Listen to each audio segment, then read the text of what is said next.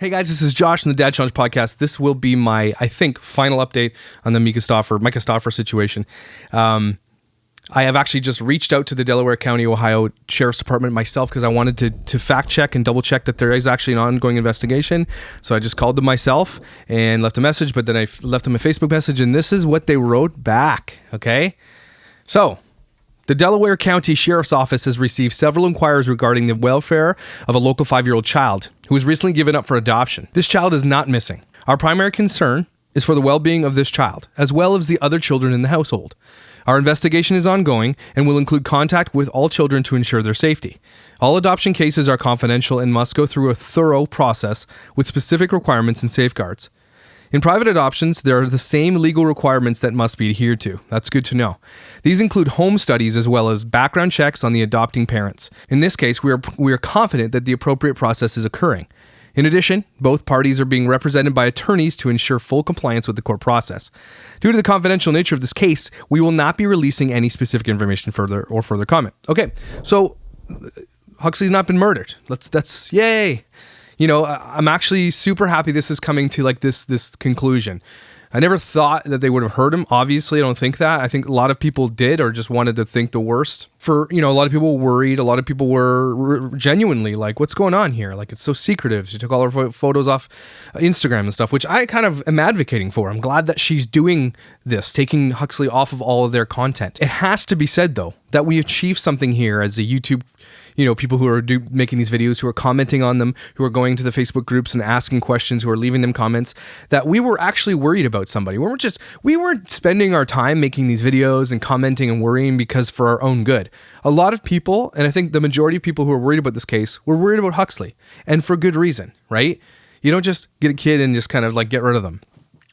And as much as this conclusion is, I'm very relieved for this conclusion, it still sort of begs the question that this is still sort of low-level child trafficking, only in a legal sense, right? You bring a kid, you don't like it, get rid of the kid. Trafficking might be the harsh word for it, but at the same time, it's like, it just still stinks, right? It still sucks. It still sucks for everybody involved. Specifically, it sucks for Huxley more than anybody else, because this kid's gonna have to struggle through all this thing. I've had a lot of comments of people asking me, what am I gonna do when everything is kind of sorted with the Huxley situation? We've figured it out. What I'm gonna do once all this stuff has kind of died down and years have passed and they've kind of not gotten away with it, right? They don't get to get their channels back and get money and keep going. I don't think so. I mean, it's up to us to vote with our views and our accounts and our subscriptions, right? I think I will probably delete all this content about Huxley and let him just try to, and I hope that everybody would follow suit. I think it's probably the best thing to do for this dude, so he can live a normal life later on and this can just be erased. It would be awesome if that were the case. I hope this does come that way. But it must also be said, again, against the power of people who care, the power of internet. This sheriff's department got so many calls and emails, and they have a canned statement that they sent me because so many people are worried. And so we actually did something. We made a movement. We attacked it, and we overcame it, I think, for good, and just to make sure that Huxley was safe. And again, I'll keep coming back to that. It's been quite a journey. I didn't actually ever think I was going to do something like this. On the podcast, we talk specifically about things that bug us. We call them grievances. This was one of my biggest grievances about parents who do this to their kids, who use them for this type of, as a prop, basically. There's still so much here. This isn't like, it's not my place to forgive Myka, but I haven't let this go. I still think there's still so much underlying stuff going on here. If you look at Without a Crystal Ball, she does some great stuff. Keep looking at Without a Crystal Ball's videos. That's where I go to look, and we've had a conversation. It's just amazing. So she's chatted with a neighbor, I think, and some people that are close to them, and they didn't want to foster because you couldn't put it on YouTube, and they wanted to get a kid. Somebody had suggested they wanted a kid who might die. I hope that's not the case. I don't want to believe that. I want to think the best of people. I'm not saying that these people are the best people, but come on. I don't think that anybody would adopt a kid because they're going to die for the YouTube views. And if that's the case, you got to deal with your own soul on that one. There's nothing we can do for you. If that's the case. But there's something to be said for all this, that she made tons of fame from Huxley, and then James did too. And then James's channel now, the Stauffer Garage, is suffering, I hope. Maybe not, whatever. Though the overarching thing of this whole thing, the reason I did this is because I hate injustice, and I think you that are commenting and understanding where I'm coming from hate injustice as well. Everybody hates injustice. People don't get their comeuppance, you hate it. It sucks. And so in this case, you vote your wallet. And in our case, our wallet is our views, it's our subscriptions, and it's our likes, right? You don't patronize a place that you don't like, who treats you badly, who's bad at treating other people badly, right? So why would you continue to watch their videos? Don't even watch it to see the reactions. Go somewhere else and watch it. I have a video posted about me going through their whole reaction.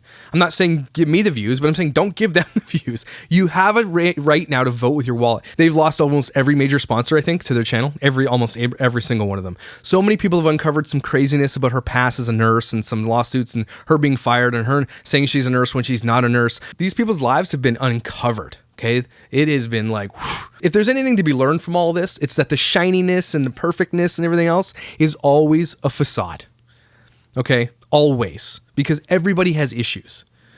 Do we always want to put them out there? No, but we don't want to pretend that they don't exist like some people do. You know, there's a lot to be said for influencer culture in this whole thing. Influencer culture as a whole really sucks and can be good. And I don't want to mix it, okay? Because I've gotten a lot of comments about not all influencers are bad. Some families' channels are good.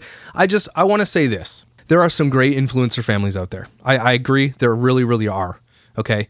But when money comes into the picture, when money starts becoming the reason you do everything, when it's your career, when your kids are part of that, something to be said for you don't really have a choice. You have to exploit your kids. I mean, look at the Duggards, okay? I'm not a huge fan of the Duggards, for whatever reason. I'm sure they were going to have a lot of kids anyway, but do you think the channel really wasn't a big part of their whole lives? I mean, they made millions upon millions upon millions upon millions of dollars doing that, exploiting their children and their lifestyle for this TV show. So we can't escape that. Stop giving your YouTube currency or your social currency to people who don't deserve it, who don't need it. Start putting it somewhere else. There's a lot of great stuff out there you can put it towards them, and enjoy what you're going to enjoy and do it without guilt. As long as those people that are doing it are above board and doing it, you know, even if they're making great big money off YouTube, there's nothing wrong with that. It's just stop exploiting people that don't really have a choice. Does that make sense? So if you're watching content creators, I love creativity. I'm creative in my own mind. I'm a content creator. I love this stuff. So always pour into the arts that way. But maybe start thinking about where you're putting that like and that view and that comment, especially when kids are involved. Maybe that's what we're saying here. Maybe that's the whole thing. So there's still a lot of chachiness going on with the Stauffer story, and I don't think it's over. I think the majority of this crap is over and people suggesting terrible things happened. I think that's over. In truth, he probably is going to be in a better place because...